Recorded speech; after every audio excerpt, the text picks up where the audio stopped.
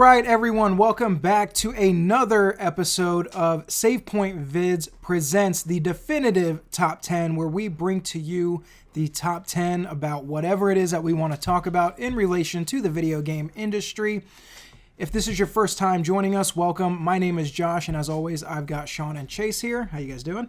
Good. For the season, it is October 16th as of the time of this recording. We figured it would only make sense to do the top 10,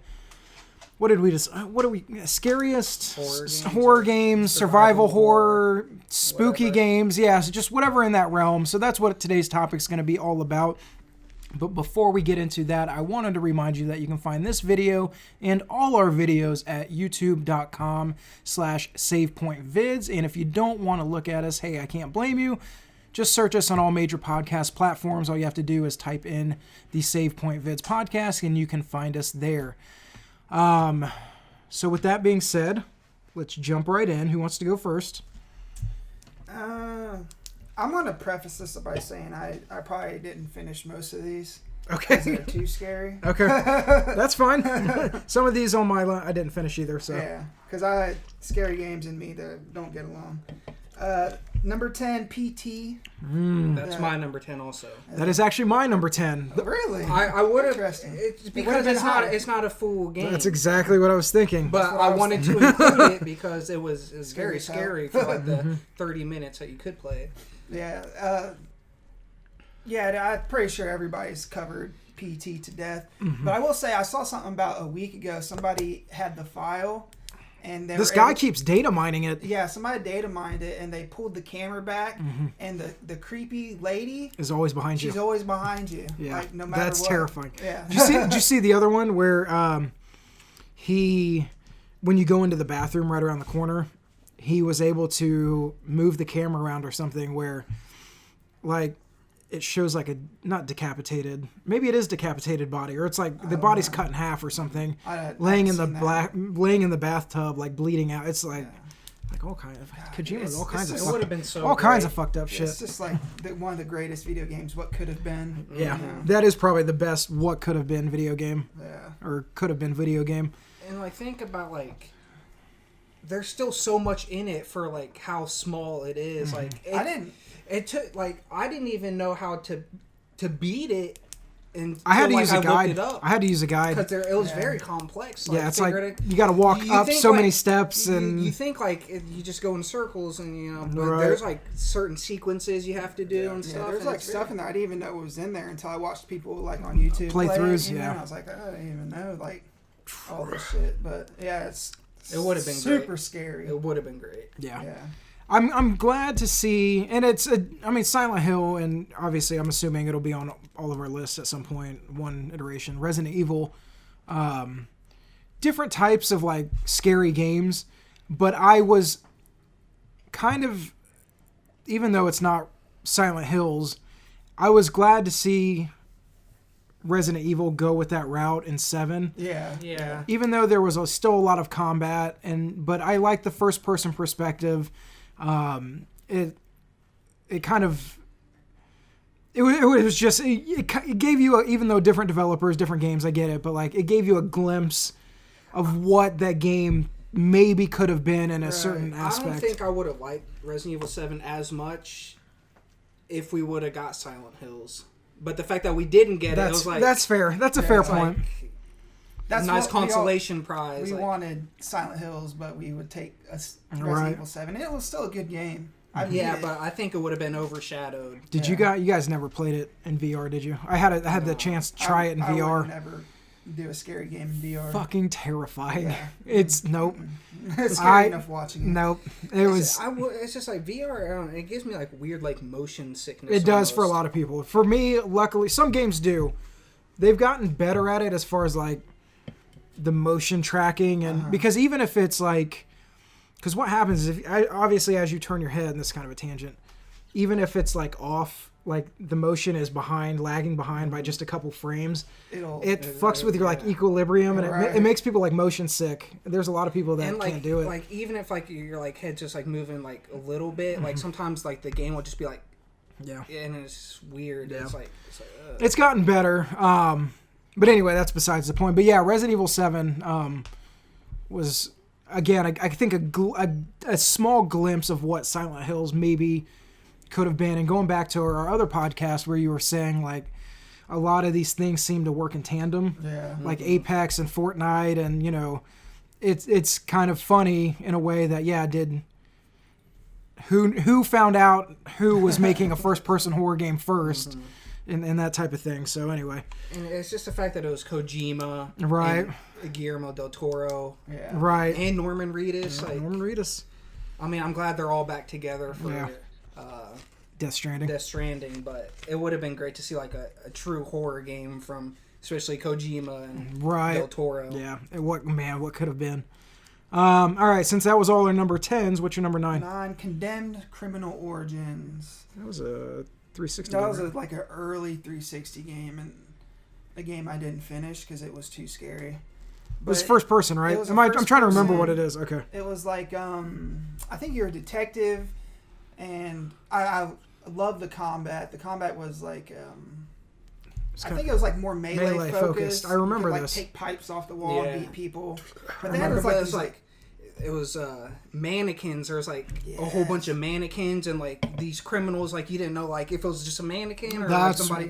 That's what I remember the most about it. Ran around like crackheads. You know? Yeah, they were like crazy people. Crazy. The game was scary. It was like they were on PCP definitely or a something. Sweater. Mm-hmm. All right. What about you? What's your number 9? Resident Evil Remastered. The original Resident Evil. Is that the GameCube one? The GameCube one? The GameCube one. I'll put RE GameCube. Yeah, it was the first time I played that before I ever played the original Resident Evil. I don't even know if I ever played the original Resident Evil. Like I went back. I feel like I played it after that. Yeah, I'm sure. But I like how they added like it was like some like was it like a witch or like a crazy lady? They added a boss where it was like expanded the mothers or daughters. It was it's been so long since I played it. I know what you're talking about. Yeah, they added like an expanded not side mission. It was part of the main story, but they added some bits and pieces that weren't in the original. They kind of fleshed out the story and the characters. But I mean, it was just like the graphics were good, better. I tell you what, I played they remastered the remaster and put it on PS4. That game still holds up. Mm-hmm. I was gonna say I remember the graphics being so good that even after like the GameCube era was over, it's still those graphics. The pre-rendered graphics, it still looks good. It still had like that the feel of the original, you know, like the fixed camera angles and all that, which it really makes it really scary if it's like a fixed camera angle for some reason. It's because like the controls aren't like as fluid, but I feel like that's done on purpose. Like not when it originally came out. Maybe it was like more like hardware restrictions, but when you like remaster it gives you that feeling of because you can't like you're not in control. You can't turn on a dime and just run. Like it forces you to. Like, you got to stop and then turn and then run. Yeah. It gives you just enough fear that they might catch up to you if you're not quick enough. But that game, like I said, that game still holds up. My number 9 is Siren. Do you guys remember Siren? Is that the Japanese takes place? Is that not Fatal Frame? No, I was thinking Fatal Frame. No. So Siren it was a PS3 game. I don't know if you guys play. I don't think you guys play. The name definitely rings a bell, but it was one of the first games that I remember that came out episodically. Mm-hmm. So they released it in 5 parts. Basically, it takes place in a Japanese town, like a lot of Japanese horror movies and other video games and things like that.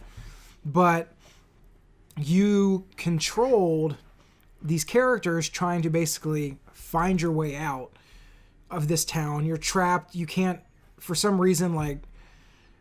From what I remember, and I haven't played it since it originally came out, and it was probably 05, 06, 07, somewhere in there. You're trapped in this town, and all of the exits are not really exit. Like, it's not as easy as, like, driving to the other side of town. And so you're trying to figure out, piece the clues together, try to figure out what happened and how you can get out. But the cool thing is that I don't remember how, I don't know if it was built into the story, but one of the gameplay mechanics was that It was all basically stealth. There was no real. If you got caught, there was no like real action. There was no action. You could try, but there was really no point. You could basically hijack the vision of the enemies, of like the scary. They weren't really monsters. I do remember that. And see the game from their point of view in relation to where you are, so you knew which way to make your route. Yeah. Very creepy. It had all of the. Hallmarks of Japanese horror. It had the girls with the long hair. It had like the twins. Sure, that was right around like the time the Ring and the Grudge. Yeah, so stuff like that. But yeah, super cool game. Very, very, just atmospheric. Yeah. Because the tension was built so high that, like, you were just on the edge of your seat. That one, because there was no. It's not like Resident Evil where there is a chance you can fight your way out of it. Like, if you get caught, you're fucked. Yeah. And so that's what made it really scary. But anyway, so that's my number 9. Number 8, Eternal Darkness. Nice. Sanity's Requiem. Mm-hmm. Yeah. I was trying to remember the whatever after the colons. But yeah, I mean, I think we've talked about Eternal Darkness before. Yeah. It was such a fantastic game. I don't remember it being like super over the top scary. It wasn't like scary and like it was very tense. It was just a tense mind fuck. And it was psychological. That was the cool thing. Which I dug. It was like you transported different time era or like time periods. It took kind of what Kojima did, and it now that I think in Metal Gear Solid 1 and like every aspect. Yeah, so basically, as you see enemies and as you struggle against enemies, your insanity meter builds, and if it gets past a certain threshold, you start like hallucinating. You start hallucinating. And the game starts messing with you. Yeah, and so like fourth wall. I remember, and I'll never forget this as long as I live. I was playing the game, and the menu kicked on unprompted, and it said your game save or your game data has been erased, and I freaked out. And it was one of those things where it was like, it was just messing with you. And then there was another one where it like looked like bugs started crawling on your screen. But all kinds of cool stuff like that, man. That was such a good game. That'd be a cool remaster if somebody ever decided to remaster that. Remaster or just reboot it and just build it from the ground up and just take the ideas. That game, Silicon Knights, are the ones that made it. It was Dennis Dyack. I don't think he's in the industry anymore. He went on to do Too Human, which was in development hell for so long, and then the studio closed down. Yeah. But yeah, great game. Fantastic game. Anyway. All right, what is your... We're on 8? Number... Yeah. Until Dawn. Until Dawn. Good game.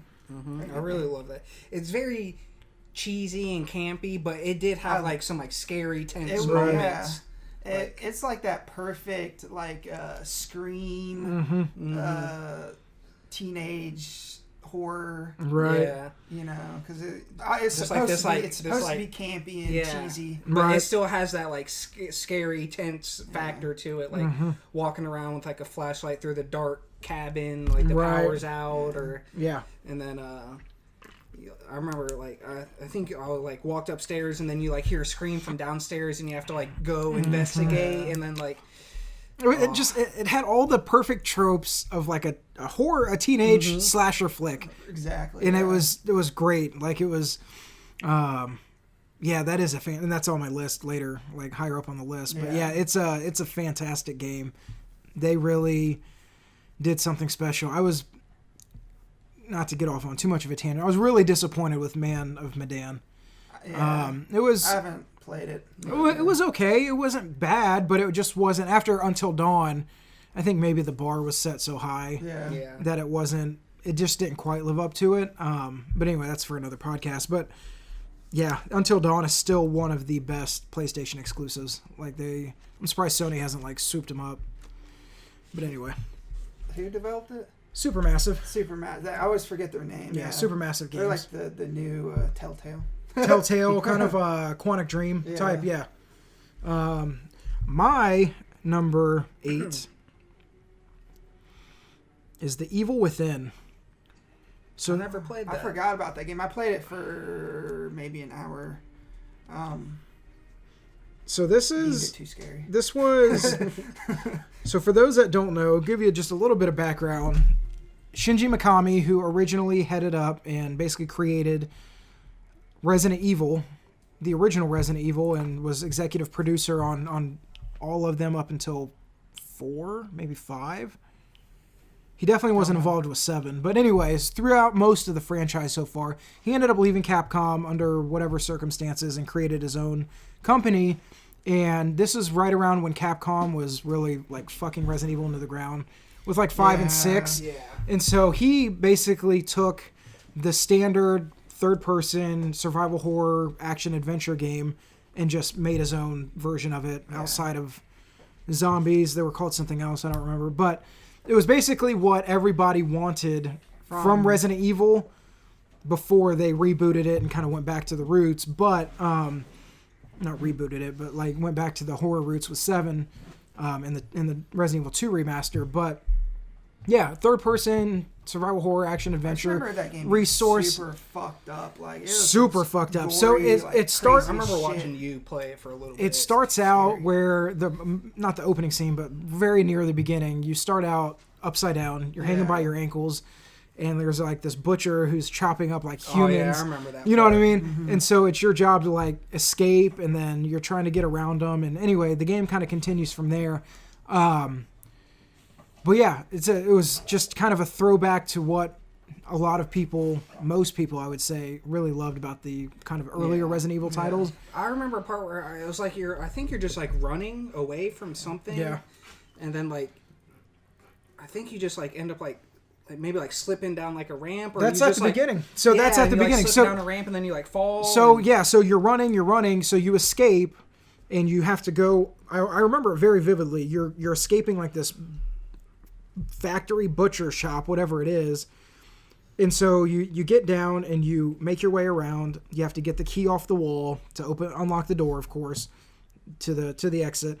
And you go upstairs, and there's this metal catwalk along the upstairs. And no matter how quiet you are, it like the cutscene kicks in where he hears you and finds you. And because it's so early in the game, you don't have any weapons. Like you're only you just have to run. And so yeah, your blood is pumping, your palm, your hands are sweaty. Just very, very cool game. I didn't play the second one. It's one of those that just kind of slipped through the cracks. But I think that got released in like a really competitive window. It might have. I don't know, I might be wrong, but I think that's kind of why.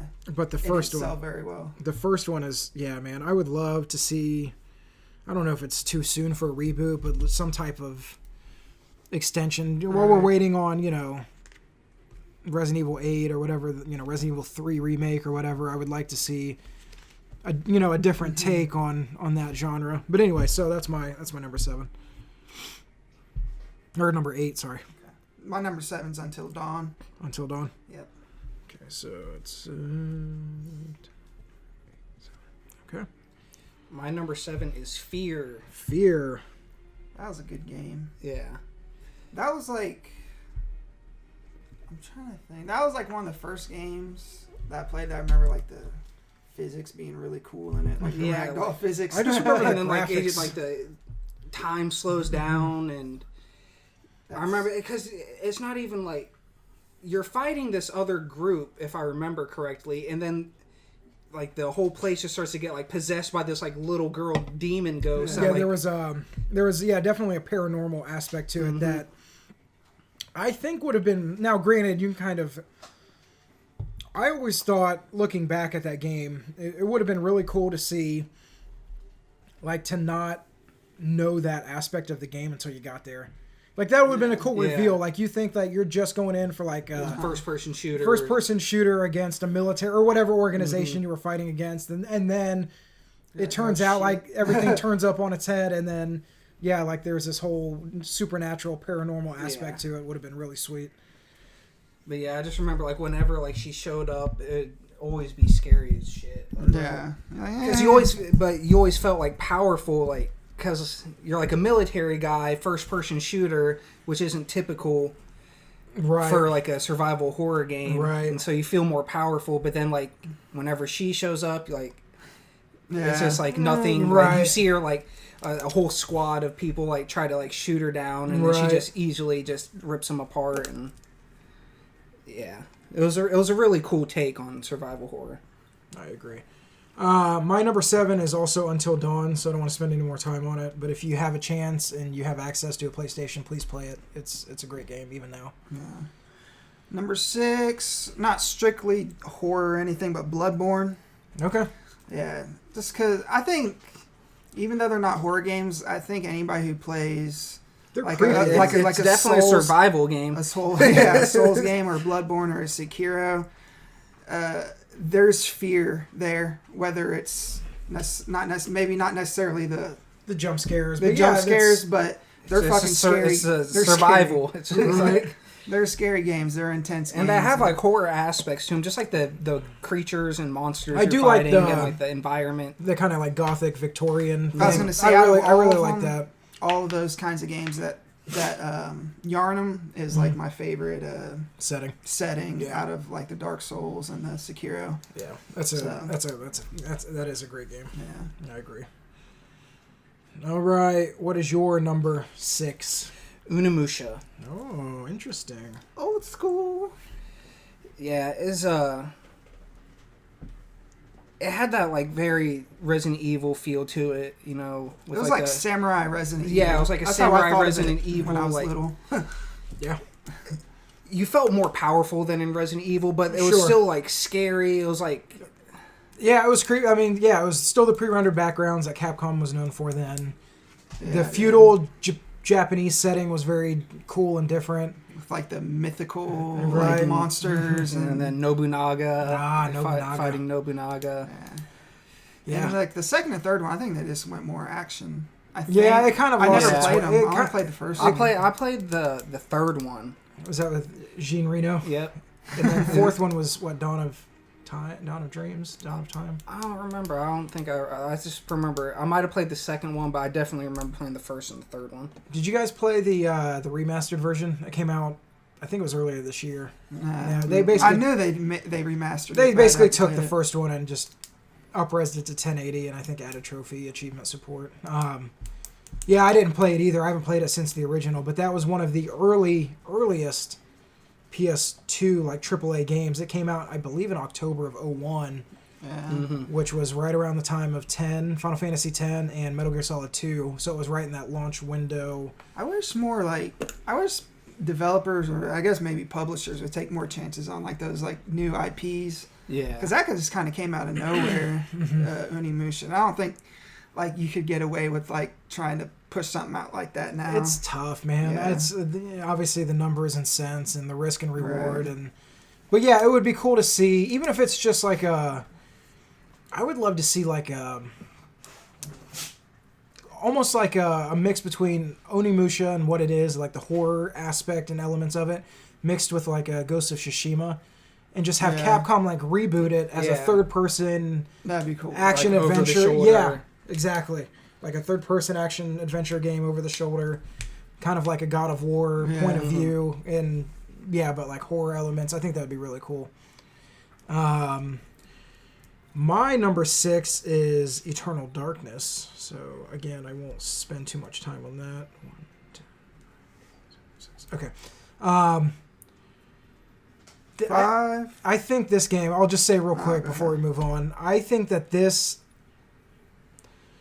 whether they remaster it and just put it out on Switch. I think it's such a cult classic. It really first is, of all, man. I think the amount of money it would take to just up it a little bit to 1080, all that stuff. I would imagine they would get their returns back. I would hope fairly easily. I hope it would. And you got to imagine, like, now granted, with the internet and information's at your fingertips, it would be cool to see like a new generation of gamers play this game. Yeah. And again, hopefully not have it spoiled with like what it is. And, if somebody could play it for the first time again, or play it and not know what's coming, that would be really cool to see. Yeah. I think it's small enough that if they were to do that, there wouldn't be that much spoilage. Yeah. Because it's not like a huge title. Right.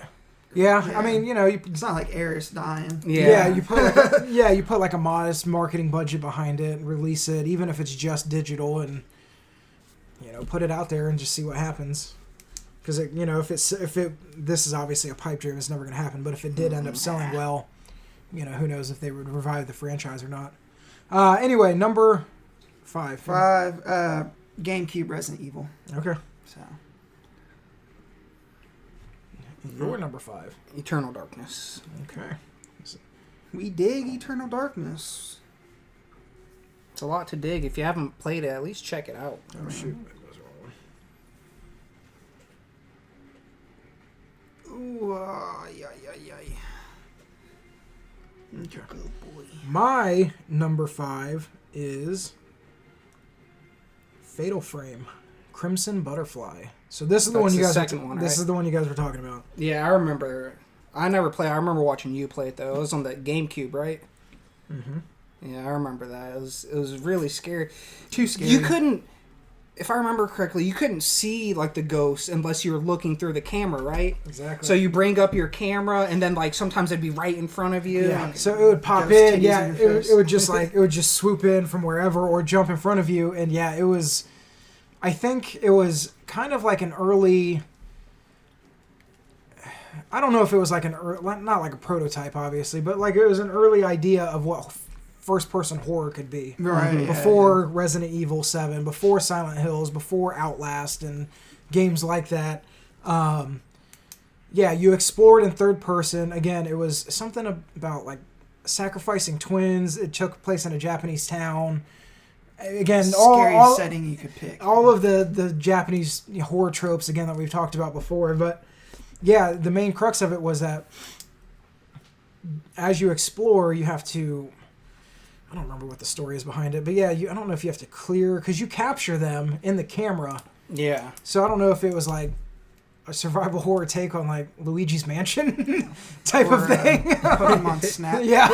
So, I think like you had to take like multiple pictures. Yeah, like, and so depending on how strong they were, you had to capture them, and the closer they were to the center of the frame, the more damage you did. So if you only got them on like the edge of the frame, it would cause minimal damage versus if you were able to line up the shot perfectly.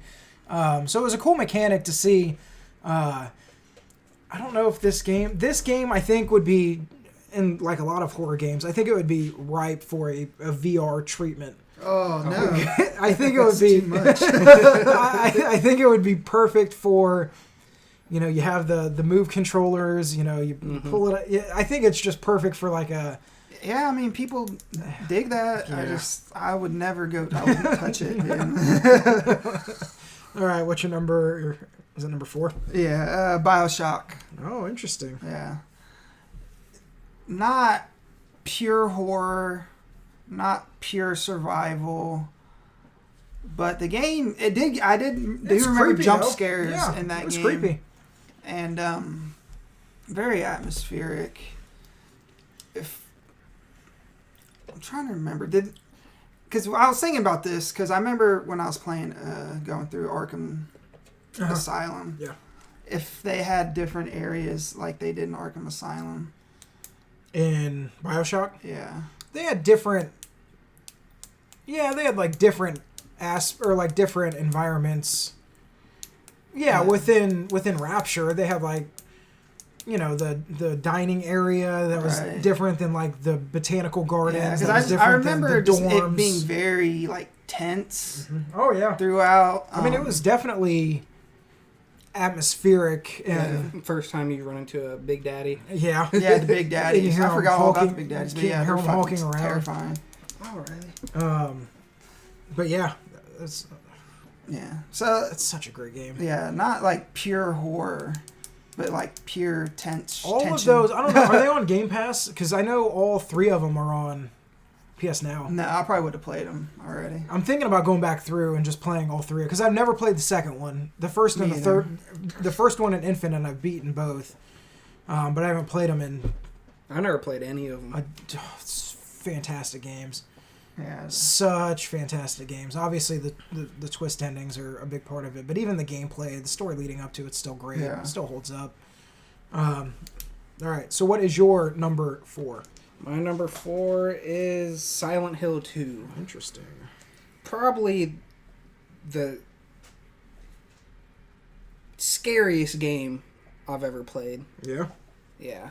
Okay, Silent Hill 2 is my honorable mention. Because it was so scary, I played it for like 10 minutes. And that was it. You couldn't do it? No. I was like, fuck this. This shit is too twisted, man, for me. It was really scary. I never beat it. I was a little too young when it came out. Right. But I remember watching Leo play it and him screaming like a little girl. Yeah. Yeah, he did I played it a little bit too later on, and it's really scary. It's you got the pyramid head. Yeah, it is. It's definitely the scariest game I've ever played, and I play a lot of scary games. I get scared, but it doesn't deter me from like playing them. Right. But yeah, this one was it was like a whole nother level, which is why I'm sad that Silent Hills was never made. Right. But, yeah, that would have been great. It was really scary, and it had that one. I never saw it, but I mean, I saw things about it. I never actually got to it myself, but I was telling you guys the secret ending, like the alternate ending, where like it was all a simulation by a dog. Yeah, that's still fucking bizarre. That's so weird. I need to look that up. All right, my number 4 is Outlast. So, yeah, Outlast is scary. I haven't played the second one, but the first one, it was the first game that I remember using they've used it in other games since then, like Blair Witch and I think maybe Amnesia, where it's kind of like you use the camera as like a flashlight, and a way to like night vision, like a handheld camcorder or whatever. It was the first game. I don't know if it's the first game to use that, but it's the first game that I remember playing with it in it. But yeah, it was just very fucked up in the way that. What was the other game we were talking about that was on there? Siren, where it's like fighting is not really an option. Yeah. And so your only way to if you get caught, you can run and hide. The AI will find you if they can. If not, they'll go back. But yeah, those few seconds where you're trying to get away and you're wondering whether or not you can. A lot of like heart. Like pounding, inducing moments, and it was. Now I think those type of games are a little more commonplace. Again, I get them all mixed up all the time. But there's Amnesia, there's Outlast, there's games like it's not on my list, but games like Soma that are like not really the AAA first person like Silent Hills would have been, or like Resident Evil 7, but they're kind of in that middle ground. Yeah, I think Soma's on Game Pass. What was the other one? Slender Man is another one that's like that. They all have that same vibe to them. But anyway, so yeah, that's my number 4. Number Trey, Last of Us. Oh, interesting. That is my number 3 also. I did not put that on my list at all. That might be an overstatement. Quote unquote zombies. Oh yeah. Yeah, I mean, it has a lot of action pieces, but there's definitely some survival horror parts to it too. Like trying to avoid a clicker or something. Yeah. It can get really tense. Anything that makes me like super nervous, I qualified for this game. That's to be fair, there's a lot of games. I should have put it on there. I just for some reason it just didn't cross my mind. Yeah. I think under its genre, I think it might be survival horror, isn't it? It might be. I always think of it like an action adventure game. Yeah, me too. But Uncharted. There's definitely some survival horror. Oh, absolutely. Aspects to it. And I think the second one's going to double down on the scariness. Yeah. If the trailer is any indication, 100%. It looks darker, more oppressive. Oh, jeez. Yeah.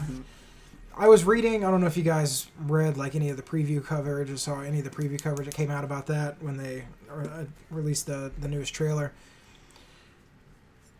But like most of the sites that I read or watched when they were talking about the coverage is that they have never been more, it's never been more intense. It's just like, it's just like so intense that it's like I don't know, you know what I mean? Like it's just he's like white knuckling. It's just exactly. It's just like there's not a moment to breathe. You know, that's how it was in the first one for the most part. And it was just like, you know, after I think one of the I don't remember who it was, but they like finished a fight. You know, they took down the enemy or whatever, and at that point, it had been ramping up to like this you know face off, and this is the part in video games where you think that. You kind of come down a little bit, and then you explore until you get to the next section. And they were like, no, like 2 Jeeps full of people came out and were looking for you. And you had to like, whatever you had to do, scavenge for ammo, you know, heal yourself. You had to do it. Fucked up, man. All while like. Being chased. Yeah, all while being chased and like, you know, and so it's just like, God. Yeah, the game's just good. It's going to be so good. Yeah. Yeah, I agree. All right, what is your... Oh, that was also your number 3? Mm-hmm. My number 3 is Resident Evil 7. So I was debating on which Resident Evil game to put on there, because the remake, the GameCube remake crossed my mind. Resident Evil 2 remake crossed my mind. The original Resident Evil 2 crossed my mind. But the reason I like this one is because I don't necessarily think it's like the scariest in the way, but I really like the most atmospheric, and I really like the first person perspective for these games because like a crazy family. It really puts you obviously like in their shoes. Texas Chainsaw Massacre type deal. Yeah, it is really good. I didn't beat all the DLC, but I did beat the main story. Yeah, that's what I did. I didn't play any of the DLC, but yeah, it was just very. I never played. I watched Sean play it, and if I remember correctly, at the end they tie it back into like the Resident Evil lore. Right? Yeah, because the people that rescue you, one of them's is it Wesker or Chris Redfield or something? It's somebody important. I can't remember. It's like one of the main Resident Evil hallmarks, and so they tied it in that way, which was kind of cool. It was a nice little not Easter egg, but. Because up until then, it really wasn't connected. There were no zombies. Up until then, it was practically like a reboot until they tied it back in, and then it became like a, full circle type of deal. Right. But yeah. All right, what's your number 2? 2, Dead Space. Nice. I probably would have put it on mine, but I never played it. Well, that's a good reason. But I've always heard great things about it. It's probably like... mechanic wise and like just control wise, it's probably my favorite horror game, just for the fact that it just plays so smooth. On top of that, like being stuck in like some space station with like aliens hunting your ass up your ass right all day, you know, it's really like, I guess you could compare it to like BioShock, and this is that really oppressive atmosphere. You know what I mean? The Ishimura it's such a great setting. Yeah. Like it makes sense because they're just like a lot of survival horror games. There's a lot of backtracking and unlocking new areas and stuff. But in this aspect of it, it makes sense because you're out in the middle of space and there's only so much. There's only so much space, and so it makes sense that you're backtracking through certain areas. But yeah, man, oh my god, great! And this is when, if I remember correctly, this game also came out when maybe Resident Evil 5 was, you know what I mean? Like in that area, that time, in that area where again Capcom was still trying to figure out what it wanted to do with Resident Evil. And along with this, and again, we were talking about Evil Within earlier, like a couple other companies stepped in with like the more traditional third-person survival horror type of games. Yeah, very good. Resident Evil 5, I never really felt scared. It was an action game. I felt overpowered. I felt like I could just always mow down all the zombies that ever came my way. It was an action game. Not even played Resident Evil 6. I was just like, I saw the reviews and I saw how they said it was just like a giant action piece set, like with like, was it like 2-3 different characters? Stories? So yeah, there was Chris Redfield and then Leon I did play Leon's campaign. That tried to make it more like Resident Evil 4. And so what they did was 4 was obviously one of the great games of all time, you know, survival horror through and through. Resident Evil 5 went in the polar opposite direction. What they tried to do with 6 is that they try to give fans both. So they had Chris Redfield, where it was the action campaign, and then they had Leon, which was supposed to be more of like a traditional campaign. And they should have just stuck to one or the other because it didn't really mesh well together. Yeah. And everything was a little off. Still wasn't, even Leon's part still wasn't great. Like I said, they should have just focused on one mechanic or one, choice. But anyway. What was your number 2? Oh, my number 2 is the Resident Evil 2 remaster. Nice. It was a great game. I didn't play. Just a great game. That set the standard for any remaster, like any devs want to do in the future. Yeah. Remake or not remaster, remake. Yeah. Yeah, I think that and 7 will set the bar really high for any remake you want to do in the future. It was such a great game.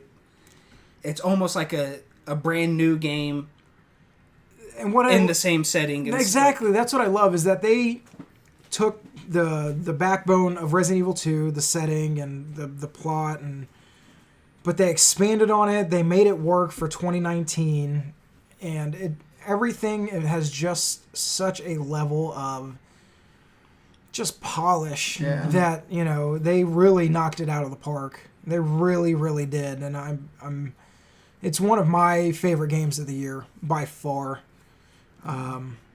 It definitely it feels more like Resident Evil 4 than like 5 or anything. Like the ammo's limited.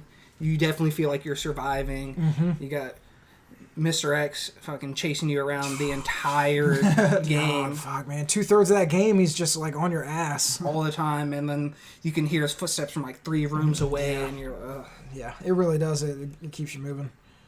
All right, my number 2 is Dead Space. The only other thing I'll say about that is, hold on. Was that developed by EA? It was published by EA. It was developed by. Or it was like EA. Was it Visceral? Yeah. I think it was Visceral. It was Visceral, who have closed down since then.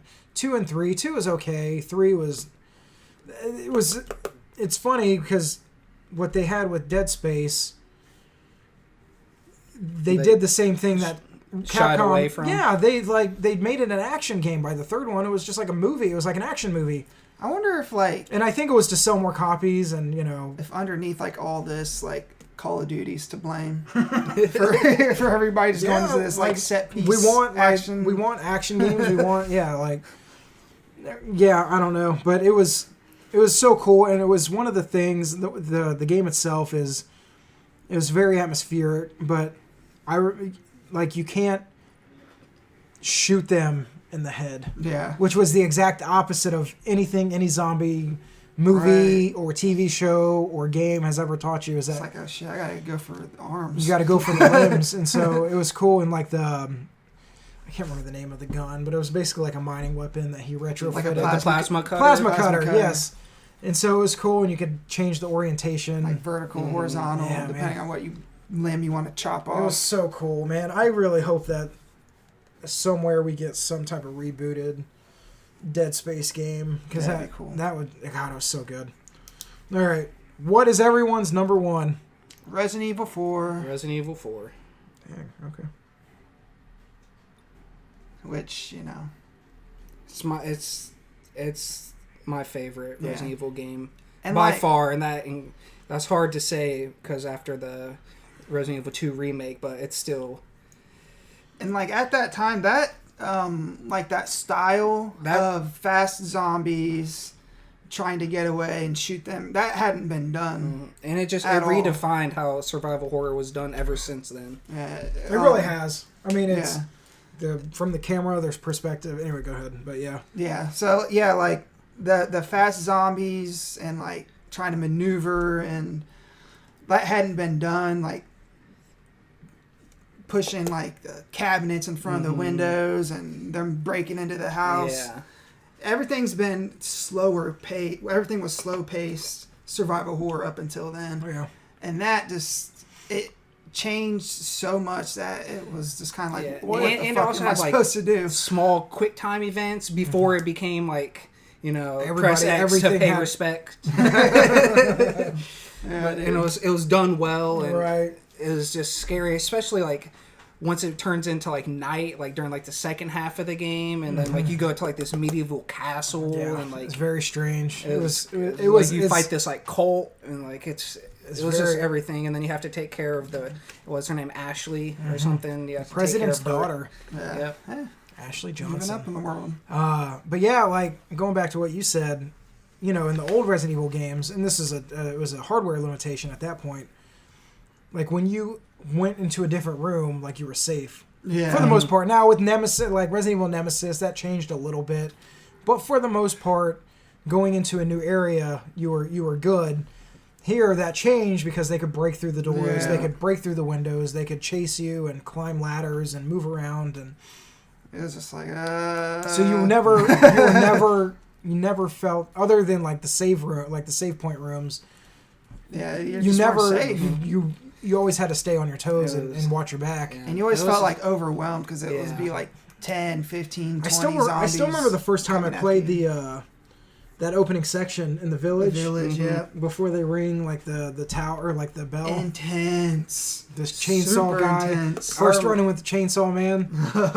Man. I remember it was like a few days after it came out. I stayed home from school sick to play it, and I remember I was playing it.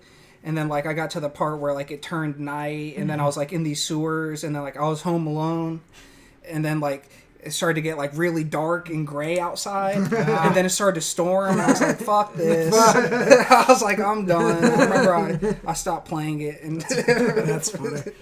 I was like, no, it's getting too much right now. The atmosphere in-game and in funny. IRL is just too much. All right, my number one, we'll make it quick because we talked about it before, Silent Hill 2. The reason I put that at number one is, like you said, it's just, if we're going off of just games that... It's just terror factor. Terrifying. Yeah, like, everything about it is just very... it's so oppressive. Like, you feel the weight of it on you. You never feel like you're just trying to stay afloat. Yeah. You never feel like you're finally swimming. You're treading water. Your head's barely above water. Yeah, it's a fantastic game. I don't know how it holds up now, but I can't imagine it's too well. But that game is just it's for PS2 owners. It's very. Yeah, whoever created that game is like fucked in the head. Especially to have an ending where a dog is like running a simulation. Like, how do you even think of that? It's like on some like Kojima type stuff. Yeah, it is. All right, guys, go ahead and fill some time. I'm going to tally up the points here. An honorable mention I want to talk about is Alan Wake. That was one of my honorable mentions. It wasn't so scary that I wanted to put on my list, but it was scary enough that it was like being like about it. It was like being thrust into like straight into a Stephen King novel. Yeah, as far as like settings go, I don't know if you've actually played Alan Wake, Josh. I love the setting, but the setting is it's so cool. Like, it's legit like a Stephen King novel. Like it's just like a normal town, but there's something about it. The atmosphere is just. It's a little off. I like the mechanic, like you have to be shining the light on them to even attack them. And another on my Unimusha was one of my honorable mentions, and so was Silent Hill, which, like I said, was so scary. Like I had to play it for like at least an hour before I put it on the list, and that game I don't think I even made it an hour. Out of the games that I mentioned or that were on my list, I've only beaten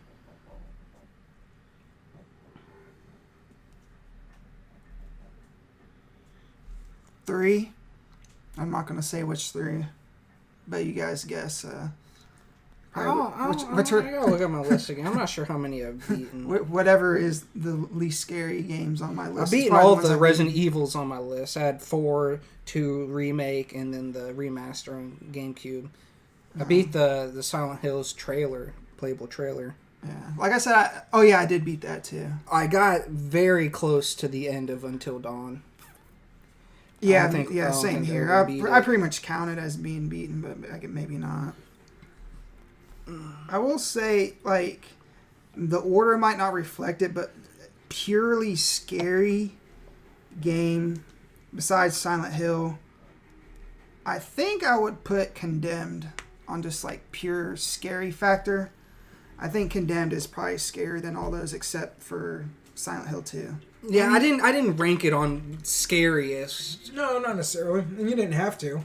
I ranked it on how I enjoyed the game. Right. But yeah, because if it was so scariest, then Silent Hill 2 would have been number 1. Sure. All right, we have the official, definitive top 10 list of spooky, scary, survival horror, just overall creepy games.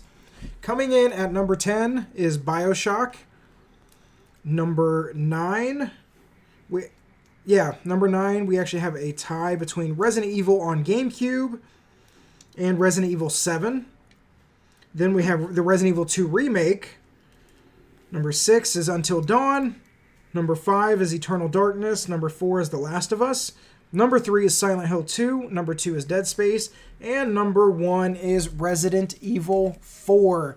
Yeah, that's a good list. That is actually a really good list. Yeah. I'm happy with this list. So there you guys have it. That is the definitive top 10 games in the survival horror, scary, spooky genre. Let us know what you think. Oh, you know what I think should be an honorable mention?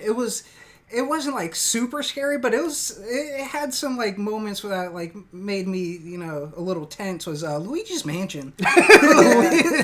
Honorable mention, Luigi. Are you guys going to play the new one? Maybe. It all just depends on where it comes. But it's coming out here soon. But yeah, it had some moments. It was never overly scary. Sure, but it was. Yeah, I could see that. Yeah. I kind of that came out in was it junior high or high school? I can't remember. It was a long time ago. It was a GameCube launch title. Oh, so that was 2000, 2001. 2001. Yeah, because I'm pretty sure Sunshine wasn't a launch title, was it? It came out shortly after, and that was like the Mario title. No, that was the big deal, is that it wasn't launching with a Mario game. It was the first time, the first console Nintendo released without a true Mario game. Yeah, it was like that. That was like their Mario title, was Luigi's Mansion. Yeah. All right, there. Like I said, guys, there you have it. Let us know what you guys think. Either tweet at us or drop a comment below. Let us know what you like or didn't like about the list, and leave your list. And we'll read it on the air next week. That is all I have. Anything else? Anything else? No. All right, guys. Hope you enjoyed it. Until next time, you guys stay safe.